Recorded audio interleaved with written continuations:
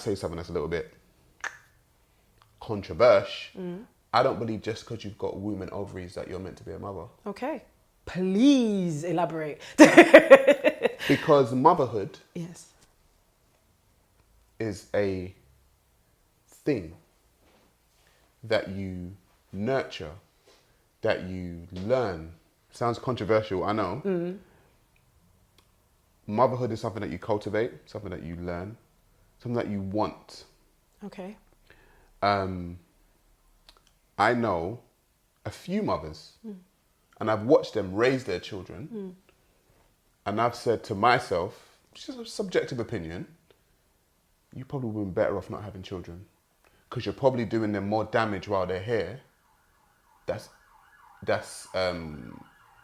not rectifiable because of you haven't dealt with your own issues. Does that make sense? Yeah. So they're handing down all of this baggage and issues onto their children, and then creating a class of children with nothing but issues and baggage. Yeah. And then they go out into the world and not realizing that their baggage came from their parents. Yeah. And then they continue the issues and the baggage. Yeah. So, and the thing is, the same thing with men. I don't believe just because you got sperm, you're supposed to be a dad. Because that's a job. That's not something that you can just say, I'm quitting. Yeah. You know what I mean? Like, it's not that kind of job. It's not that, I'm not going to go into work today type situation. That's a lifetime situation. I get you. So just because you've got the tools in which to do it, in my view, doesn't mean you should. So can I ask you, what does good fatherhood look like to you? It's subjective, but for me, To you? it looks like cultivating your child's physical, financial, mental health, putting time and effort into your child, letting your child understand that you are there for them no matter what. That's what fatherhood looks like to me, and that's what I put into my son. Like, and always have done, whether me and his mother are together or not. Do you get what I mean? Yeah. Like, parents break up for whatever reason. Like I'm saying, going back to the bond. Okay. But yeah. I can't break up with my son. Yeah, I get you. Do you get what I'm saying? Like, Yeah. I can't break up with my son. It's not possible for me. Okay. So, yeah, that's what I think fatherhood looks like for me. Just for me. So what kind of, like, sort of values do you instill in your son? You know? Okay, so first of all, I named him after an African king. First of all. Oh, yeah. He's named after an African king, and and he knows the history of the African king. So if you ask him his name, he tells you his name, people normally say, oh, that's an interesting name. Yeah. Where's that from? And he'll be like, it's from da da da da, and the king done da da da da, and he was of this time age, and this is what he done. So essentially now he goes to school, and when people ask him, even his friends, what's your name? And he says, well, I'm a king. That's what he tells them. So you reinforcing him every day that he's a king. That's right. That he's a king. That's correct. And even his friends had to Google his name to see if he was, because they were like, you're not a king. He was like, yeah, I am. That's He's only nice. 8. Do you know what I mean? And so they had to Google his name and find out who he was. And he was like, see, I'm a king. So how does that impact on his behaviours, do you think? It brings him self-confidence, and especially in a world where a lot of young black men don't have it. They might portray it, but as someone who can see what insecurities are masquerading as confidence, that's what I can see. I want him to have real confidence, not no insecurities masquerading as confidence. So it instills confidence in him first. And I think when you've got confidence in yourself, you're halfway there.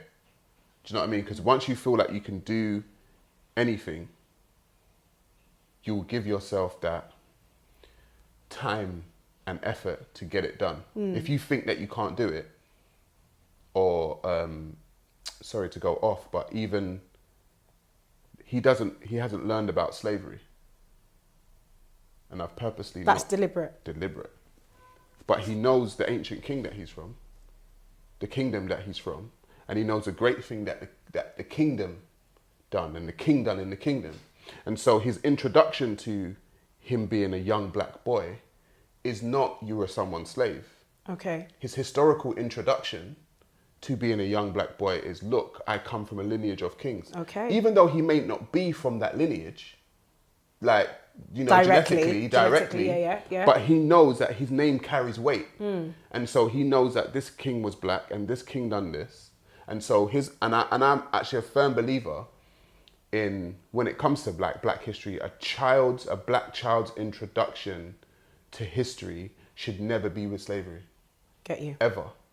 Because it's showing you at a disadvantage already. Yeah. And if that's where you believe you came from, you might feel that's where you belong. That's where you belong. Yes. Yeah. If you're shown that you are from royalty, if you're shown that you are from lineage that's respected, you just might act that way. And it also goes to show that what you name your child is really important. Names are 100%. Names are so you're important. Ghanaian, yeah? Yeah. You know, in Africa, names are important. Names are very important because just like how you're describing your son and your son's name, he is living out and manifesting the meaning of that name. He also has the name Garvey.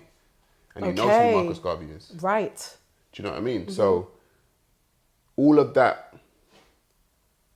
weight, but he's carrying it, if that makes sense. So I tell my son every time I see him that he's a genius. I tell him that. And so if he does his schoolwork and he does it the way I want him to do it, I will tell him, not good luck, or sorry, good job. That's genius, son. Yeah. Do you know what geniuses do? Then we'll go into figure out what geniuses do. I said, you see that guy? He's a genius. That guy, he's a genius. That's exactly what you're going to be. And that's how I teach my son. Powerful. And so he knows I've never beat him. I was going to ask you about discipline. Yeah. Because many of us, especially those of us who come from African homes or black homes, we are not unaccustomed to a good whooping, a good syllable slap. I told you, you know, to do you that. know, Yeah, you know them peak ones where they actually make you go get the slipper, the belt, the frying pan. You know them ones, and I feel like a lot of the time, you know, our style of discipline can sort of verge on abuse. Yeah. Because it's being carried out in anger. 100%. Parents are not taking a step back. One thing I can't stand, and I don't care whether or not I've had kids, irrelevant. People that swear at their kids, that thing breaks me. I can't stand it. You don't have to do that. People get angry, raise their hand anyhow at the child. Even if you need to take a step back, take a breather and let the child understand what they've done wrong. I think that's one thing that I would like to take forward into my style of parenting. That I wouldn't just get up, like I said, I jest about my African accent. I do expect some respect and some reverence in the home as a parent. But I don't believe that the answer is waving my hands around, swearing and cussing, getting irate. You know, there has to be a level of self-control because you're about to damage the child. Okay, so I've never raised my hand to my son in all the 8 years that he's been on this earth. And so how have you managed to show him right from wrong?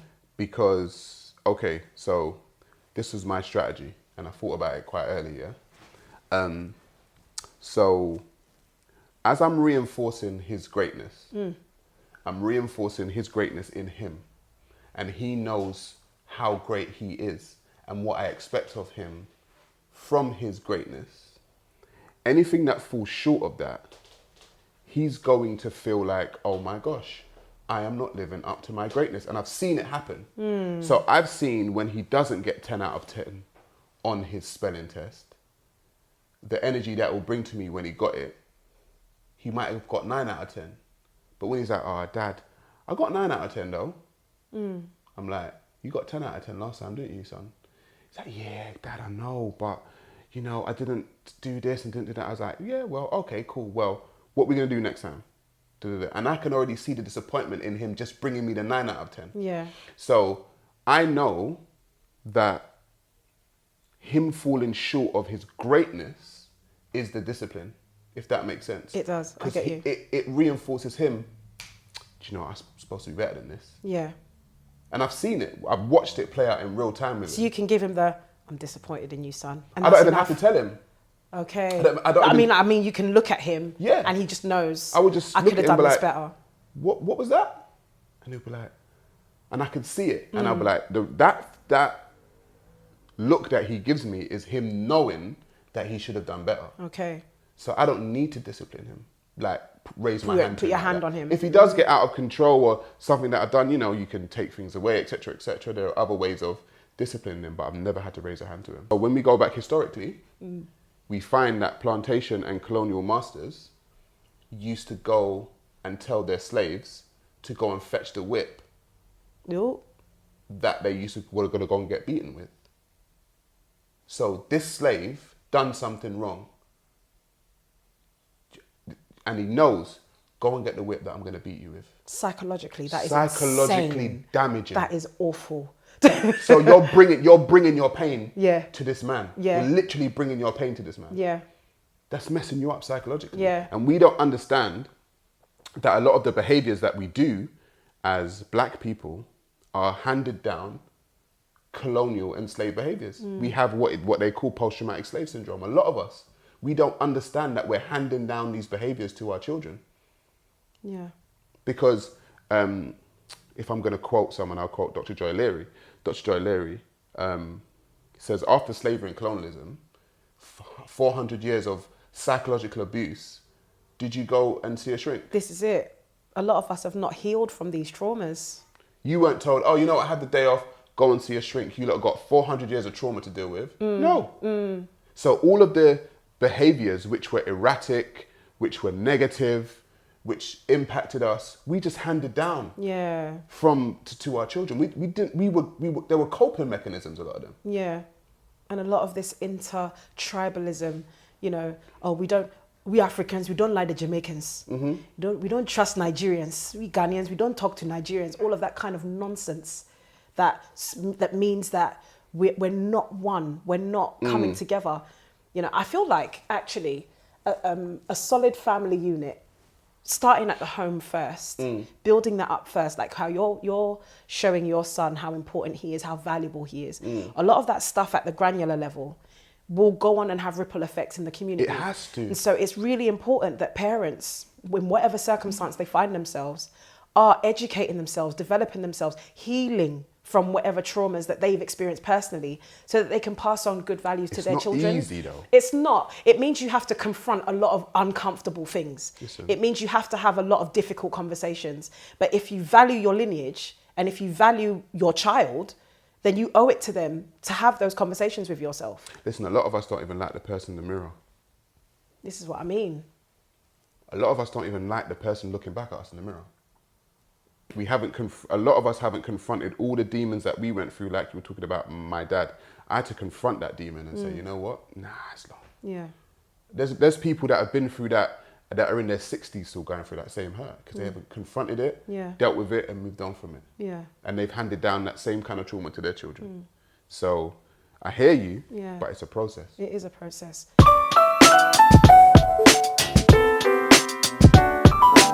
Block and delete, block and delete, blah, blah, blah, block and delete. Hey. Coming like you're obsolete. Hey. I said block and delete. Oh. Shabba. Oh, wait. Yeah, that was around. Is it recording? It's recording now, yeah. Good boy. So you're joining in the game though? You have got a little bit of a cold, don't you? What was that? Stupid boy. Some blind youth, you know. Damn it, y'all. It's right in his Right in his right in boat. front of his Listen, I'm too face. focused on my job. He's like, where's the drink? Where is it? I can't see it. Where's the drink? Don't tell me what to do out here, bro. And what are you gonna do about it? What Do you want an amaretto over your head, bro? Stop the madness. Man had to decide which one was That's better. You know what I mean? It's like I was thinking pick it. Bacardi, but Like, nah, I might that's a drink bit that too later. expensive. I might drink that. Oh no.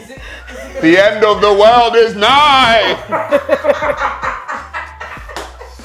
We're off a black and delete. Hey. So we no want a man off the street. Hey. So we're off a black and delete. Shabba. Who's Jodeci? Hey, what do you mean? Oh yeah, stop yourself. Slap yourself. Who's Jodeci? Hey, I don't give a damn about those who hate me. I don't give a damn about those. I exhibit all the way from here to Asia. What the hell was that? Wait, is Jodeci the one with the guy with the hair, the white hair? Oh my gosh, what do you mean? Is Jodeci the one with the white hair? Sharp, innit? Sharp, bruv. Sake, Roxy. Sharp. That's Drew Hill, man. Drew Hill, yeah. How can you not know the difference between Drew Hill and Jodeci? You tried it. Oh, yeah. That's Cisco. Listen, Slow Jams is not me, bro. What kind of upbringing did you have?